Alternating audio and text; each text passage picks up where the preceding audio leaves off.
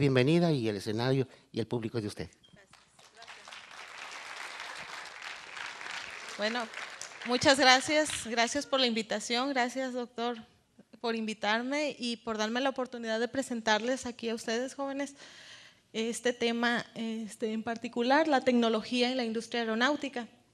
Bueno, como bien me presentaron, pues yo pertenezco al Departamento de Investigación de Física de la Universidad de Sonora. Particularmente doy clases en la Ingeniería en Tecnología Electrónica. Bueno, les vengo a hablar un poco, déjenme iniciar un poco con lo que es la distribución de la industria aeronáutica en México. Como bien sabemos, la industria aeronáutica en los últimos años ha ido despuntando en el país. Actualmente contamos con 270 empresas que se dedican a este giro de la industria aeroespacial principalmente, ¿no? De esas 270 empresas podemos observar que 59 están principalmente en el estado de Baja California y en Sonora contamos con 45 empresas distribuidas en todo el estado. Si podemos observar, somos el segundo estado que tiene estas industrias, ¿no? Nos sigue Querétaro con alrededor de 32 empresas y Querétaro es muy reconocido en el área de la industria aeroespacial porque tiene una empresa que se llama Bombardier, donde están desarrollando la Universidad Aeronáutica actualmente. De estas empresas que observamos aquí, principalmente en estos tres estados, tenemos otra distribución, ¿no? Tenemos otras empresas en otros estados, sin embargo, las más significativas en abundancia son en estos tres, ¿no? De estas empresas, de las 270, tenemos que el 79% se dedican a la manufactura, ¿sí? Hacen piezas para los aviones, el ensamblado y desarrollo de materiales para aviones. El 11% se dedica a actividades de mantenimiento y el 10% restante a investigación y desarrollo tecnológico. ¿Qué significa de investigación y desarrollo tecnológico?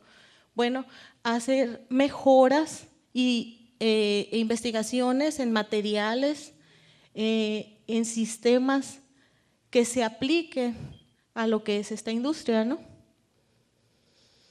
Bueno, particularmente la tecnología, que es tecnología electrónica, se enfoca, o el desarrollo de la electrónica en los sistemas aéreos o aeronáuticos, es con la circuitería electrónica, ¿sí? Eso nos ha permitido el desarrollo de circuitos microelectrónicos, es decir, de una millonésima de metro, de micrómetros. Nos permiten estos circuitos hacer electrónica muy liviana, muy ligera, que puede ir a bordo de un avión.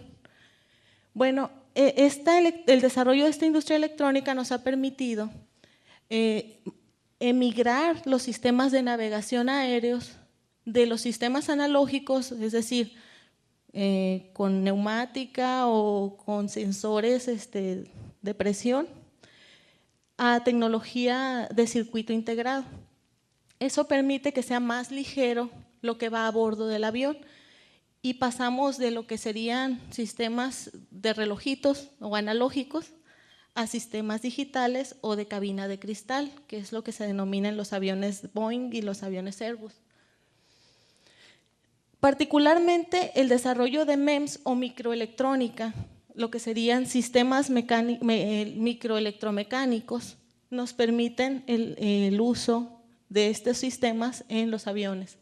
Aquí tengo un ejemplo de un cantilever, que es un sistema que al recibir una señal que lo excita a luz, esta plaquita que vemos aquí de aluminio se mueve y acciona una diferencia de potencial aquí que se traduce en un valor de voltaje y eso nos da información. Esa información nos puede servir para medir, por ejemplo, la velocidad del aire o la inclinación que tenemos en el avión, si va hacia arriba, si está bajando, si está virando hacia la izquierda, si está virando hacia la derecha. Eso es con la microelectrónica lo que tenemos actualmente.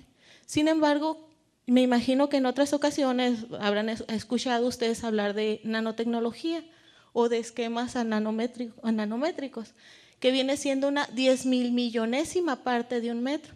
Es decir, tomamos un metro, una medida de un metro, y la dividimos en 10.000 millones.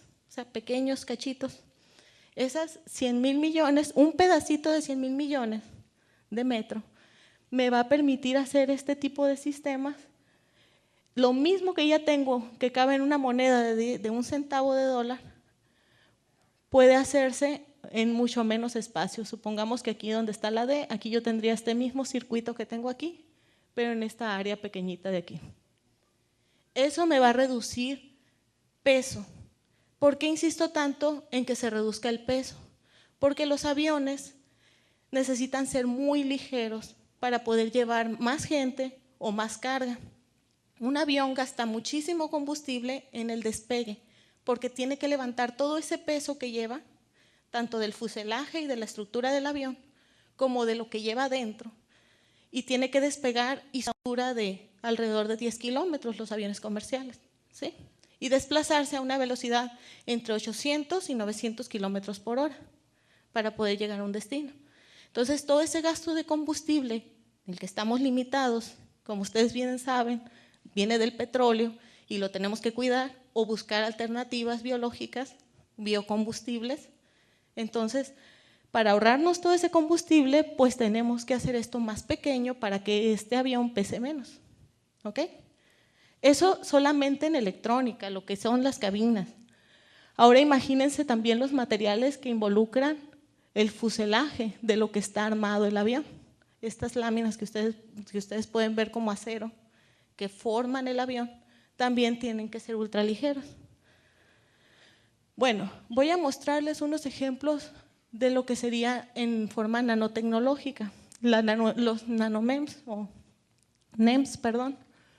Aquí tenemos, por ejemplo, una serie de nanoalambres que me van a cambiar la respuesta en función de la capacitancia que yo tenga, ¿sí?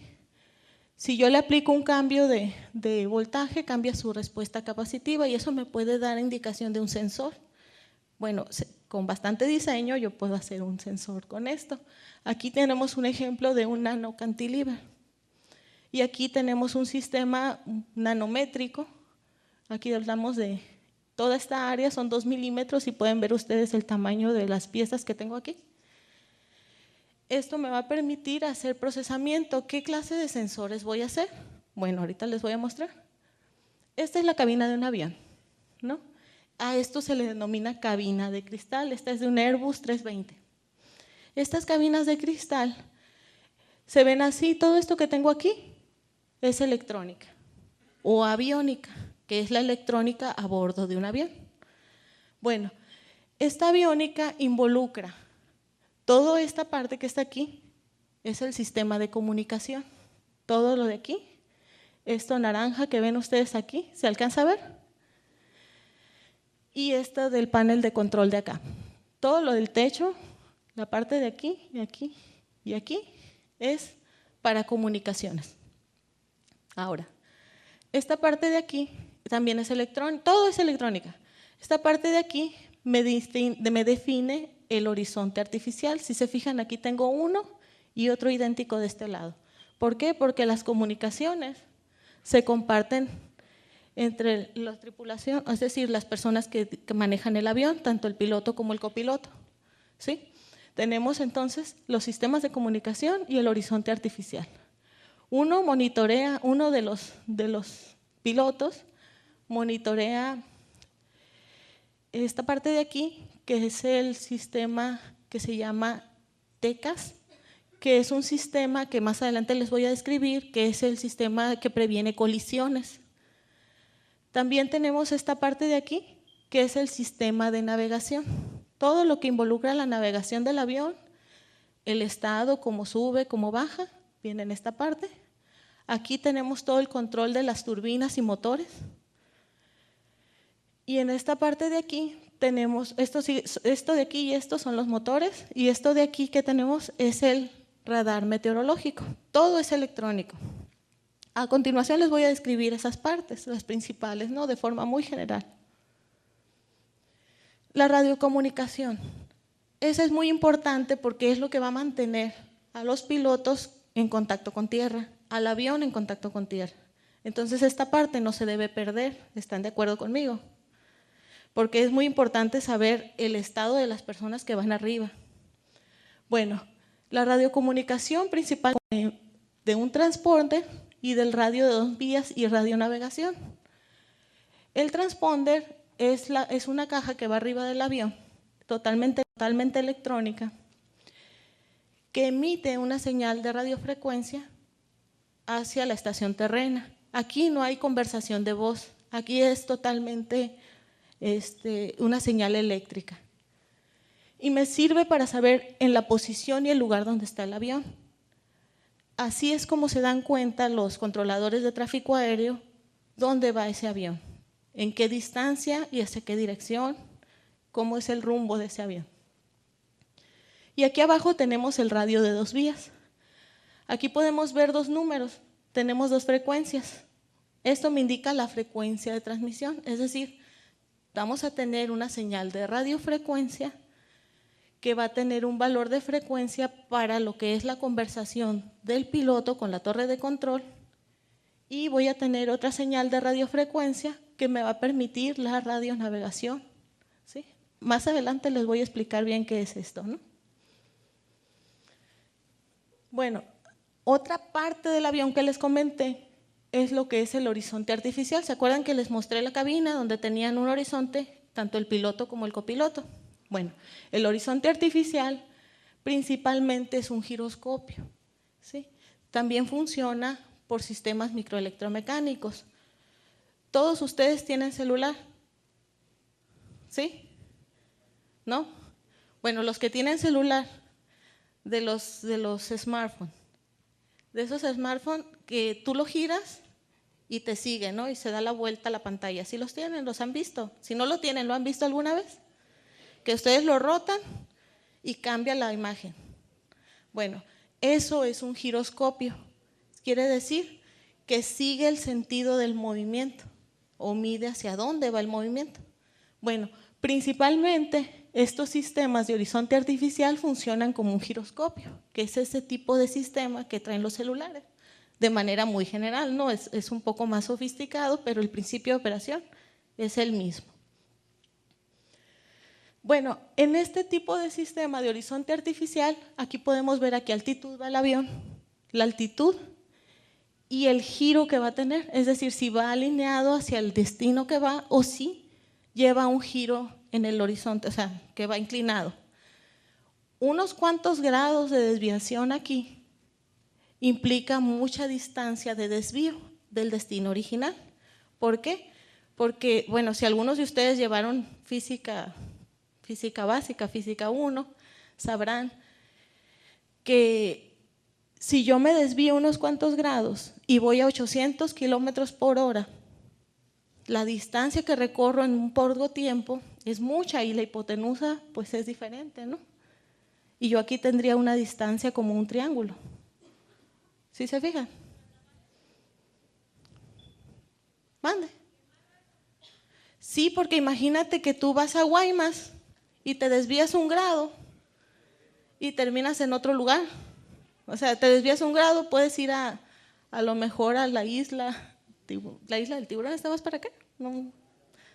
O ir hacia otro lugar, ¿no? Ir hacia Guaymas y terminar en Baja California, por ejemplo. ¿Sí? Ay. Sí quedó, sí se contestó la pregunta. Entonces, un pequeño grado de desviación, pues a 800 kilómetros por hora en 1 hora, pues ya recorriste 800 kilómetros en una distancia totalmente distinta a la que ibas, ¿no? Para ser más específicos, de aquí a la Ciudad de México se hacen 2 horas 40 minutos en el avión. Entonces, si es una distancia, recorres bastante distancia en muy corto tiempo. Si se fueran en carro, ¿cuánto harían hasta la Ciudad de México? Unos 2 días. Aproximadamente, ¿no? 2 días o 2 días y medio, dependiendo de la velocidad. Bueno, entonces, básicamente aquí el horizonte artificial tenemos lo que es, todo lo que es el sistema de aterrizaje por instrumentos, lo podemos ver aquí también en el horizonte artificial. ¿Por qué? Porque nos dice qué tan inclinado vamos con respecto a tierra. Es decir, si vamos paralelos a la tierra, si vamos hacia abajo o si nos vamos elevando. Eso nos indica el horizonte artificial. También tenemos el equipo medidor de distancias.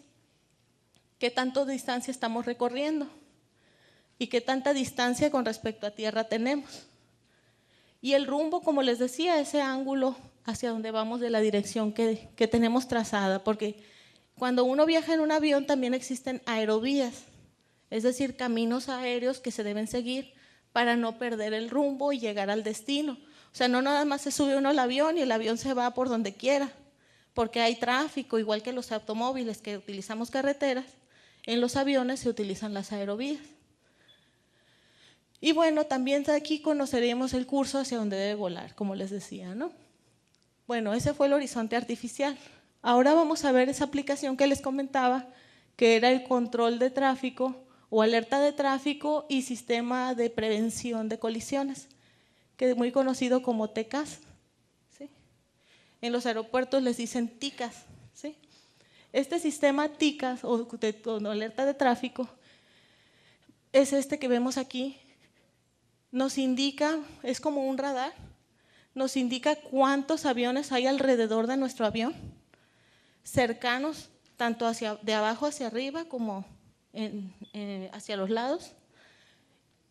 Esto equivale a tener el avión en una burbuja de radiofrecuencia, ¿sí? O de una señal de alta frecuencia que nos va a permitir censar todo lo que hay alrededor del avión.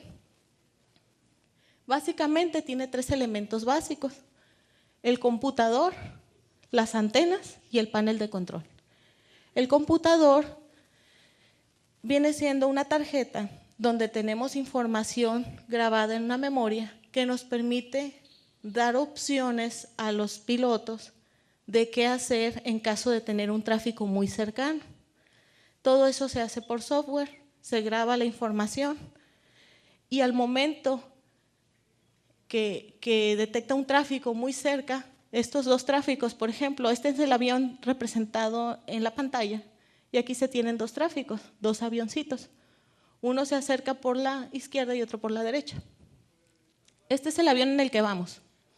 Nos está diciendo que tenemos un tráfico muy cerquita, aquí y aquí. Y aquí mismo nos está dando una opción de ruta.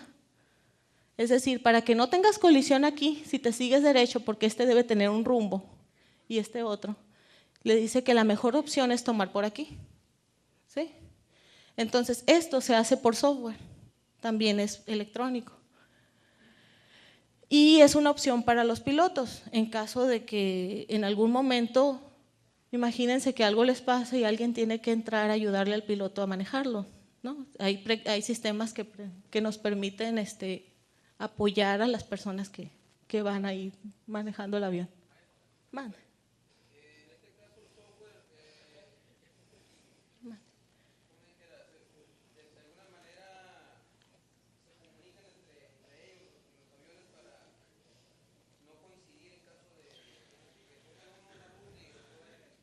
Sí, bueno, este sistema funciona de la siguiente forma. Cuando detecta un tráfico, suena una alerta. Suena una alerta tanto para los pilotos como para las torres de control más cercanas. Y si es un avión comercial o tiene alguna administración comercial, también inmediatamente manda la alarma a la compañía que lo tiene. Por ejemplo, si fuera, por ejemplo, un avión de Aeroméxico, a las oficinas centrales de la compañía les llega la alarma. Entonces, se detecta en 3 puntos, tanto para lo que son las autoridades de los aeropuertos, como para ellos, ¿no? Inmediatamente, cuando eso sucede, hay comunicación de la torre de control más cercana con los pilotos, tanto con los que tengan este sistema, ¿no? Porque no todos los aviones lo tienen. Estoy hablando de los aviones de cabina de cristal o aviones comerciales.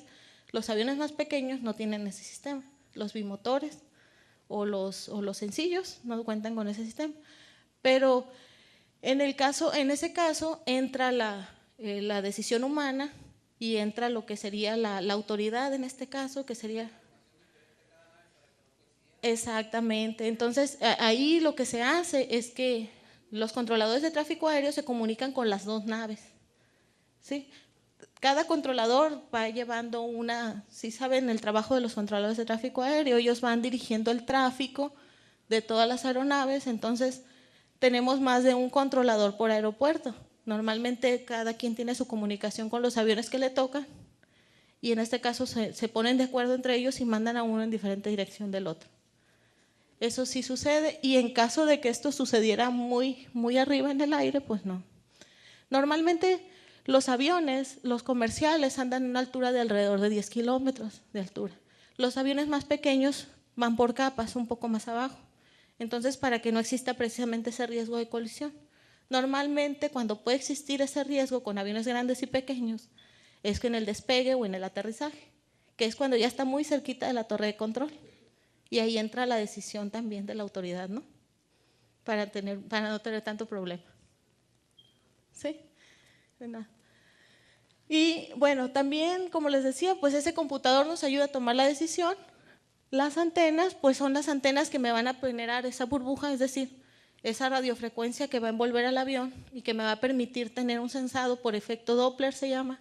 Es decir, mando la señal y detecto lo que rebota de la señal. Esa es la electrónica que va aquí arriba.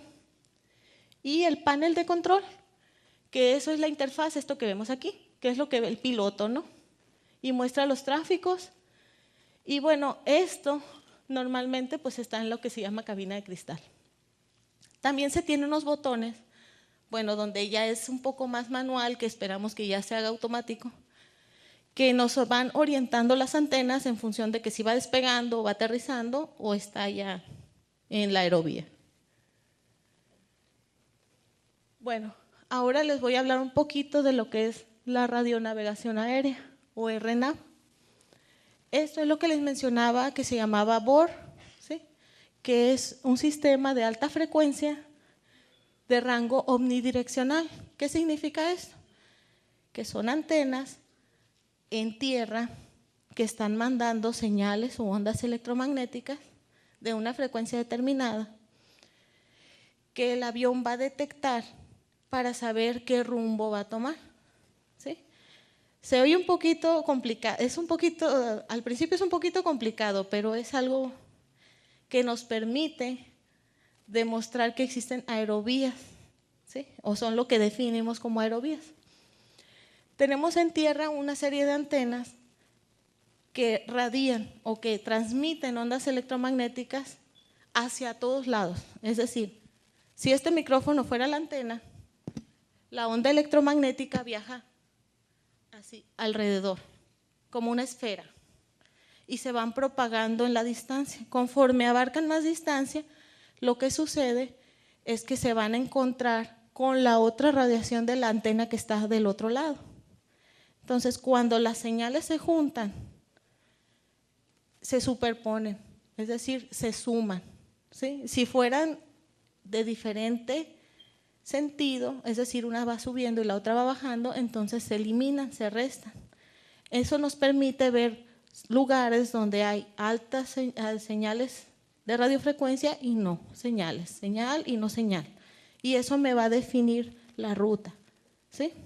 Entonces lo que hacen es seleccionar la frecuencia del BOR, lo ponen en una frecuencia que se le indica en la torre de control, les dicen pon tu sistema de navegación, pon el BOR a tal frecuencia y eso significa que vas a tomar una ruta.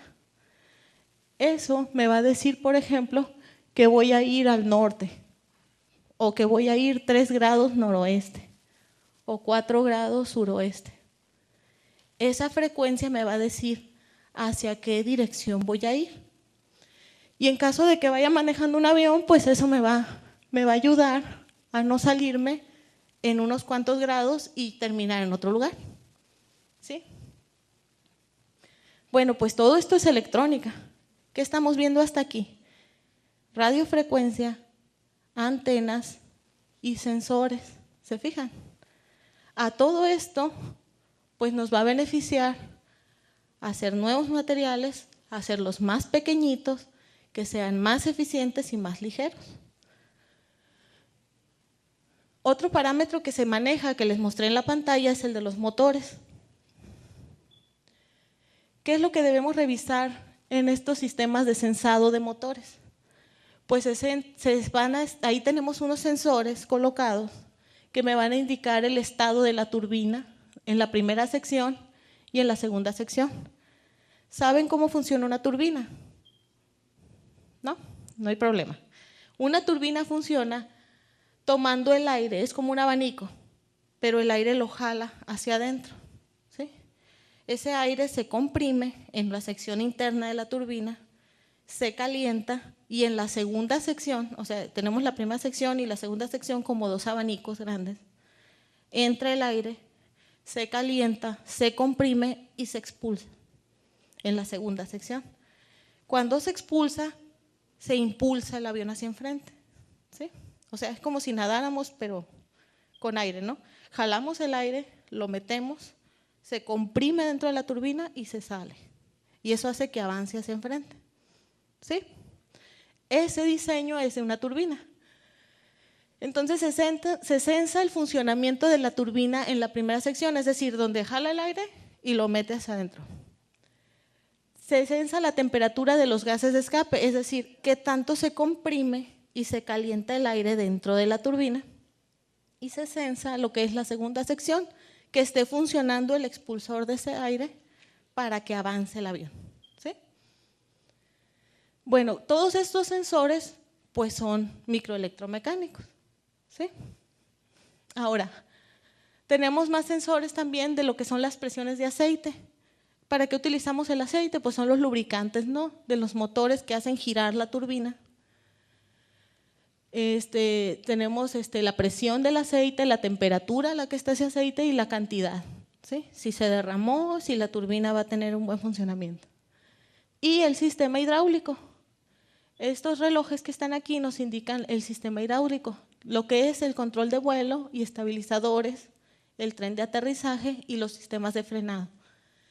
Bueno, los controles de vuelo me indican la forma en que se va a ir desplazando el avión cuando haga un viraje, la forma en que se va a mover la cola del avión o las alas, ¿sí? Los estabilizadores es igual, si lo voy a subir o bajar, ¿no? El tren de aterrizaje, pues ya lo conocen, es cuando bajan las llantas que va a aterrizar el avión. Cuando sube, se guarda el tren de aterrizaje, ¿sí? Va en la pista rodando, despega, guardamos el tren de aterrizaje y sube el avión. No puede subir a gran altura con las llantas abajo. Y cuando baja, pues se abren los compartimentos, baja el tren y baja el avión hacia abajo. Y aterrizamos con las llantas. Y el sistema de frenado, no crean que es solamente de las llantas. Tenemos un sistema de frenado en las llantas, pero también nos auxiliamos a las que están en las alas del avión. Es decir, eso se llaman flaps.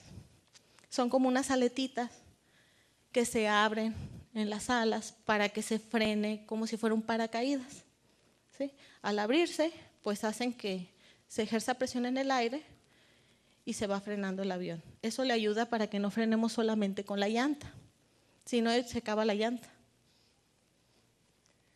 ¿Sí me entendieron? ¿Sí? Mande. ¿Todo bien? Bueno, otra cosa que tenemos aquí se llama radar meteorológico. Ya vamos a terminar. Ya vamos a terminar de ver todo lo que había en la cabina, ¿se fijan? Todo eso que había ahí adentro es pura electrónica. Bueno, este radar meteorológico me sirve a mí para ver las nubes, ¿sí? Cuando uno está en el avión, tiene que cuidar muy bien si hay tormentas o si hay granizadas, si hay lluvia, nieve, granizo, etcétera, porque eso pues puede afectar o dañar la estructura del avión. Bueno, podemos calcular la trayectoria, dónde se encuentran las nubes, su trayectoria y el tipo de tempestad que puede existir. Es muy importante que ustedes estén conscientes que cuando los aviones se elevan de tierra a alrededor de 10 kilómetros, lo que ocurre es que cambia la temperatura muy bruscamente. Sobre todo aquí en Hermosillo, que tenemos temperaturas de 50 grados, imagínense el avión estacionado ahí en el aeropuerto, no está dentro de un lugar techado, está en el sol, alcanza temperaturas de hasta arriba de 50 grados. Cuando el avión despega y sube los 10 kilómetros en unos cuantos minutos, alrededor de unos 3-4 minutos tarda en subir hasta un cambio de temperatura muy brusco. Cuando alcanza la altura de 10 kilómetros, tenemos una temperatura de menos 50 grados centígrados. Entonces el cambio de temperatura, el choque térmico es muy grande. Estamos hablando de un cambio de 100 grados alrededor, ¿sí? Entonces ese cambio de temperatura, la estructura del avión se debe mantener igualita, ¿sí? Si no, se fractura y sale por cambio de presión arriba, arriba a esa altura no tenemos casi oxígeno. Entonces se puede salir todo el oxígeno del avión y pues la gente pues pierde el conocimiento ahí arriba, ¿no? Entonces va a esa cabina presurizada, por eso no podemos abrir una ventana, no podemos abrir una escotilla, porque se despresuriza, se sale todo el aire, ¿sí? Y podríamos perder el conocimiento. Bueno, entonces esos cambios de temperatura, por eso aquí cuando vemos las nubes, cuando más bonitas se ven las nubes en el cielo, que ven unas nubes así que parecen como unos borreguitos bien bonitos, casi como algodón así, esas son las nubes más peligrosas, porque significa que pueden tener movimiento interno de corrientes de aire, ¿sí? También hay unas nubes que parecen así como unas pinceladas en el cielo, se ve como una línea, como si alguien hubiera dado una pincelada. Esas nubes normalmente indican hielo en el aire, cristalitos de hielo, ¿sí? Son tan finos y tan ligeros que están flotando en el aire y se acumulan y forman como una nube, ¿no? Como una pincelada. Bueno, pues esas nubes, lo más rojo que vemos aquí del radar nos indica que es posiblemente hielo. Entonces el avión no le conviene ir por aquí, por eso está pintado de rojo. Las verdecitas que vemos aquí pues son nubes, nubosidades que a lo mejor por la estructura y el tamaño del avión pues no le va a afectar mucho. Entre más estable sea el avión, pues no importa que pase por entre la nubosidad, no se va a sentir tanta la turbulencia. En cambio un avión pequeño, una pequeña nube le genera bastante turbulencia. Bueno, esto es principalmente lo del radar meteorológico, ¿no? No sé si tengan alguna duda aquí. ¿No? Bueno, ¿por qué necesitamos que todo esto sea bien preciso?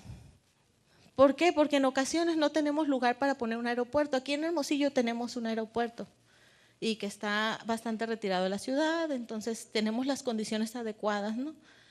Pero hay lugares, por ejemplo, aquí tenemos el ejemplo de una isla en Francia.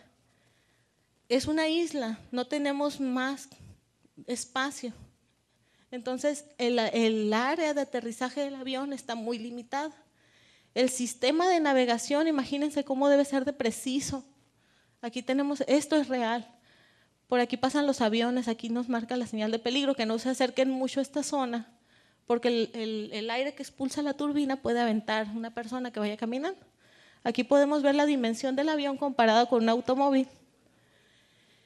Y los sistemas de navegación entonces y la destreza de los pilotos, claro está, debe ser muy precisa, ¿sí? Debe estar muy bien calibrada y muy bien centrada, ¿no? Para no tener esos problemas. Bueno, de hecho en internet si ustedes buscan, pueden buscar así aterrizajes impresionantes, pueden poner en YouTube y van a ver varios de esta isla. Es lo más atractivo de esta isla, ¿no? Donde aterrizan el avión muy cerca, la gente está aquí en la playa y ve aterrizar los aviones ahí. Bueno, en conclusión, todo esto que les acabo de mostrar es muy importante para la industria el contar con materiales que sean ligeros, que tengan propiedades funcionales. ¿Qué significa que tengan propiedades funcionales? Que tengan propiedades eléctricas, ópticas, magnéticas, que nos permitan hacer esos MEMS o NEMS, que nos den la electrónica en miniatura que necesitamos, que pese muy poco y que nos permita subirla al avión, implementarla en los sistemas de navegación aérea. Y ni hablar del espacial, ¿no? Si tenemos un transbordador, subir un transbordador a más de 300 kilómetros de la Tierra nos sale muy caro en combustible, ¿no? Entonces, tener materiales muy ligeros y con esas propiedades que también resistan la corrosión y que tengan buen desempeño a cambios bruscos de temperatura, como les decía. Si está en tierra, tiene una temperatura, en el aire tiene otra, ¿sí? Y bueno, lo que es la ciencia e ingeniería aplicada al desarrollo de materiales funcionales, esta es un área científica que nos interesa particularmente a los científicos para hacer aplicaciones tecnológicas rápidas o inmediatas, ¿sí? Principalmente lo que es la industria electrónica, realizando MEMS y NEMS. Esta es un área muy, muy interesante de la electrónica que nos permite hacer memorias, sensores, actuadores, capacitores, etcétera, que nos permitan hacer toda esa electrónica para poder mejorar los sistemas de navegación, para poder hacer aparatos más livianos, más ligeros y más útiles con mayor tiempo de vida, ¿sí? Y en la industria aeronáutica y aeroespacial también se necesita no solamente la electrónica, sino también recubrimientos para lo que es el choque térmico, eso que les digo, materiales que sean muy livianos, que me permitan hacer todo el fuselaje, toda esta parte, que a la vez tenga sus sensores, que a la vez pueda también tener yo un recubrimiento que me permita tomar la energía del sol y alimentar mis bancos de baterías internas o todo mi sistema de navegación, que sea autosustentable, podría ser, y pues que tenga alta tenacidad a la fractura, es decir, que esos cambios de temperatura y de presión no hagan que se reviente el material y se salga toda la presión, ¿no? Que se libere todo el oxígeno. Y bueno, otras aplicaciones que no me toca decir a mí, pero que sí es importante mencionar, es que este tipo de materiales funcionales también se utilizan en lo que son aplicaciones biomédicas y lo que les decía como energía alternativa. Bueno, no sé si tengan alguna pregunta. Mi correo electrónico, aquí está, por si alguien está interesado en este tipo de área. No sé, sí, diga. Bueno, doctora, muy buenas tardes. Buenas tardes. Interesante la conferencia, pero yo tengo dos preguntas, o más bien comentarios. Aquí en Sonora, pues hasta donde yo tengo entendido, en las maquiladoras de nogales siempre ha habido ahí empresas que fabrican componentes para la aeronáutica, especialmente para la US Army de los Estados Unidos. ¿Usted cuenta con alguna tabla estadística en donde nos muestre qué lugares ha venido ocupando Sonora? Como la que mostró al principio, que pues yo no sabía que estaba en segundo lugar, ¿no? No sé si sea político el asunto, porque, no sé. porque sí ha habido muchas empresas en Nogales que le trabajan a la aeronáutica. Una de ellas era el MIOCIT de Nogales, y le estoy hablando de 1985, 1986. Sí, soy mayor de edad, ya sé. Entonces, me gustaría saber de esa información de desde cuándo Sonora es segundo lugar. Pues, y por qué tanto escándalo ahora, ¿no? Con la industria aeronáutica, a propósito, ¿no? También. Y el otro comentario es con respecto a algo que a lo mejor se le pasó a mencionar ahí, los planes de vuelo. ¿Con qué tiempo un vuelo no comercial o un vuelo de esos como los que hace, por ejemplo, Gobernación, se tiene que entregar a comunicaciones, pues, y transportes, a la Secretaría de Comunicaciones o a la torre de control, para para dar la orden de esa ruta que se establezca. Sí, para dar la orden de salida, ¿no? Para autorizar la salida. Porque tal parece que eso fue lo que le falló al Mourinho, ¿no? Al secretario de Gobernación de Calderón. Ese es el comentario nada más que le doy, que le hago, y felicidades. Gracias. Pues mire, sí tengo información al respecto. Yo no pertenezco a ningún partido político, ¿no? Esta información que yo presenté al principio, permítame ponerla. Esta información que yo presenté al principio la tomé del Economista del 10 de septiembre del 2003. Esa es a nivel nacional. No desconozco, ahorita pues ya ve, hay muchos cambios de política y todo, pero lo que sí sé es que en México se está buscando invertir en ingeniería, en tecnología aeroespacial, por la cercanía que tenemos con Estados Unidos. Además, nos sale ya más barato transportar la información hacia allá, ¿no? Pero nos sigue ganando China, ¿eh? O sea, China es el líder mundial ahorita en esto.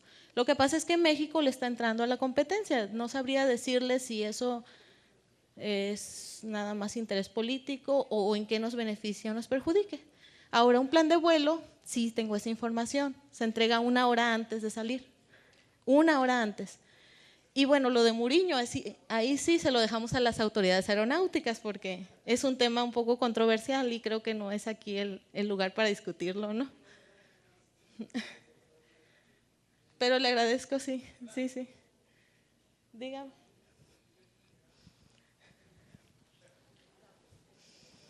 Muchas gracias. Bueno, maestra, primero una felicitación, muy sencillita y muy clara la plática. Y bueno, motiva a muchas reflexiones, ¿no? A mí se me vino a la mente cuando usted estaba desarrollando la plática los acontecimientos del 9/11 en Estados Unidos. Exactamente. Y el problema que tenían los controladores aéreos para detectar dónde iban los aviones. Y si mal no recuerdo, por ahí en alguna de las reseñas que se hacen, se dicen que, bueno, al menos así lo entendí yo, como que el piloto puede desconectarse de la relación con la torre de control. Me imagino que en la parte que usted definió de los instrumentos que estaban arriba de la cabina, los de la navegación,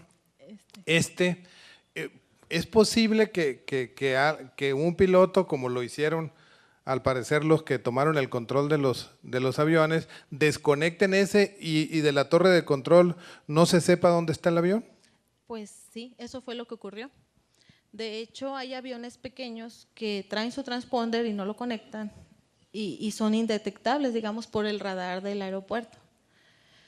Sin embargo, pues esos vuelos tienen que ser totalmente visuales. No se cuenta con navegación asistida con el sistema electrónico. Y corren el riesgo, pues la gente que vuela visual corre el riesgo de que si se topa con una condición de mal clima, pues perder el control, como hemos visto bastantes trágicos accidentes aquí mismo en la región. Hace poco, ¿no?, ocurrió un accidente en Ciudad Obregón, donde una avioneta cayó en una zona residencial por la lluvia, ¿no? Esos vuelos pues tienen que ser visuales y en ese tiempo no se tenían las condiciones. Pero como dijeron las autoridades de aeronáutica en ese momento, fue que se deja a criterio del piloto también, pues la pericia del piloto tuvo mucho que ver. Son aviones más pequeños que no cuentan con esos sistemas de navegación tan sofisticados y pues pueden ocurrir accidentes, ¿no? Y sí, el transponder es lo que nos permite detectar al avión, a la torre de control y ver los tráficos aéreos. Eso sí puede ocurrir. Ahora no es, ¿cómo se dice? No es recomendable, ¿no?, desconectarlo o apagarlo, porque en caso de que existiera un riesgo de colisión, como le mencionaba, no es detectable y podría llevárselo. El TICAS no lo detecta. Si no tienes transponder, no te detecta. Aunque también podría ser por la distancia, o la detección podría ser muy cercana y correr el riesgo de un accidente. Lo ideal es que manejen en las mejores condiciones, ¿no?, los aviones, y que el transponder esté funcionando. Pero sí, eso fue lo que pasó, lo desconectaron y fue imposible detectar dónde estaba, ¿no? Aunque Aunque ahorita ya no es tan imposible, después del 11 de septiembre se han tomado bastantes medidas de regulación y es muy difícil que pasen desapercibidos, apenas que sean militares o de otro tipo. Muchas gracias. De nada.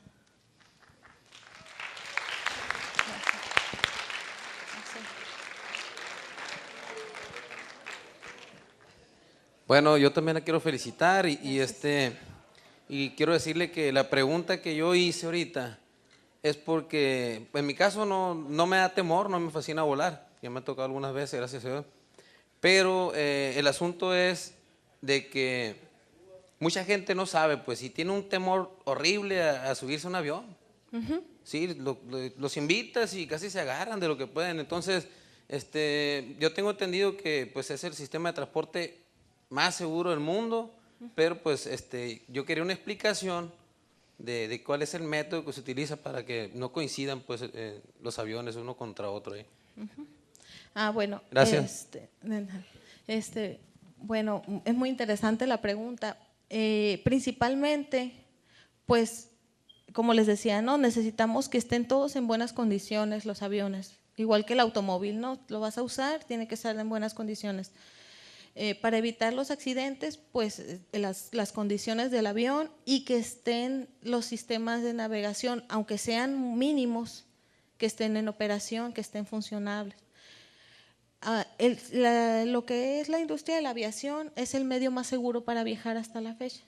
Todavía sigue siendo el medio más seguro de viaje. Lo que tiene es que es muy riguroso. Por eso, desde ahorita se les invita a los jóvenes a que sean muy responsables en caso de trabajar en este tipo de industrias aeronáuticas, porque son sistemas que se están revisando constantemente. O sea, un avión no sale si no tiene un chequeo primero. No despega si no cuenta con todos los parámetros básicos.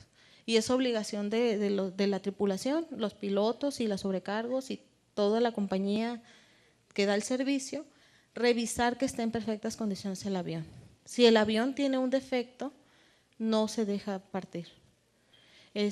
Cada vez que llega un avión, que aterriza un avión, se revisa completamente, se revisa todo el avión, tanto interna como externamente. Voy a darle un ejemplo, ¿no? Un avión más pequeño. Los pilotos, a mí me llamó mucho la atención, porque los pilotos lo tocan, todo el avión. Yo pensé que lo quiere mucho el piloto, ¿no? Le gusta mucho el avión. No, lo tocan para ver si no tiene alguna abolladura. Todo completamente lo revisan, desde la punta hasta la cola, todo. Las alas, revisan todo. Es una inspección visual. Además, para eso se ocupa más gente, pero también lo hacen. También lo hacen. O sea, tienen sus propios mecánicos. Todo completamente.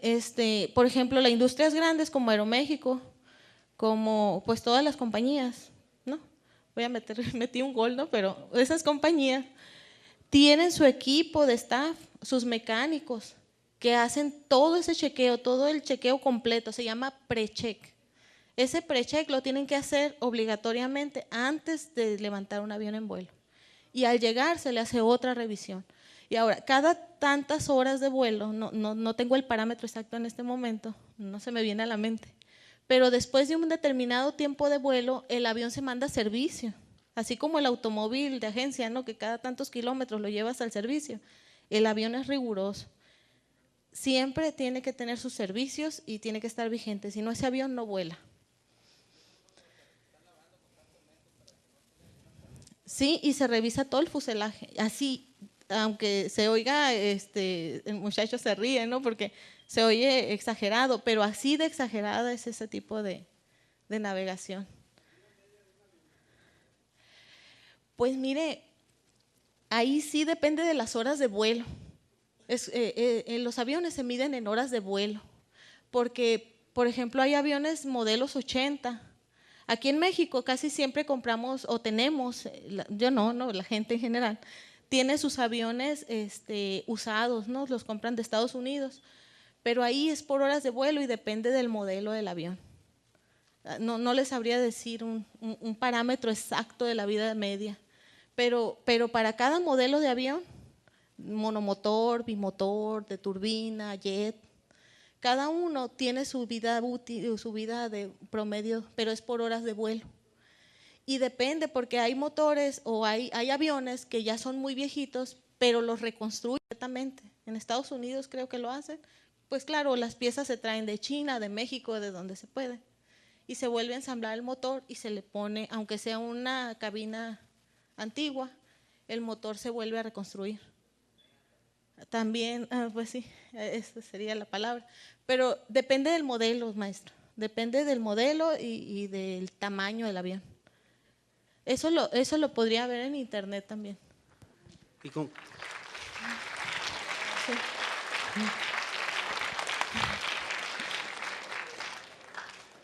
no, está bien la pregunta. Sí. Está bien la respuesta. Muchas gracias. Era todo. No, disculpe, pero es que no me sé todos los parámetros, no, pero sí sé que depende de la hora de las horas de vuelo. Eso sí. ¿En qué vuelo no se subiría o en qué compañía no se subiría? Pues no tengo preferencia, fíjese. He viajado en varias aerolíneas. En Estados Unidos he viajado en varias, en American Airlines, en Southwest, aquí en Aeroméxico, en Viva Aerobús, en Volaris, Interjet, todas. Pues aunque quiera, en Mexicana ya no me puedo subir. Gracias.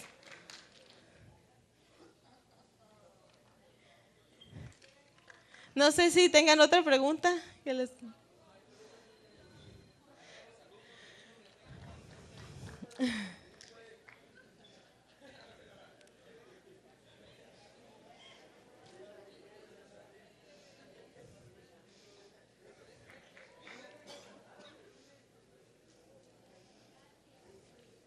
No sé, ¿les gustó la presentación?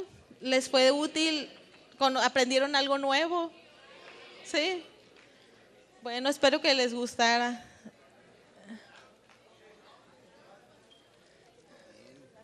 Muchas gracias, muchas felicidades.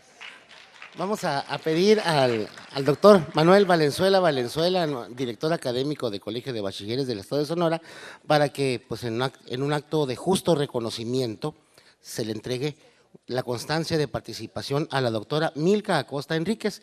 Ella obtiene este reconocimiento por dictar la conferencia magistral La tecnología en la industria aeronáutica, en el marco de la 20ª Semana Nacional de la Ciencia y la Tecnología, Hermosillo, Sonora, y que sea nuestro director académico quien se lo entregue.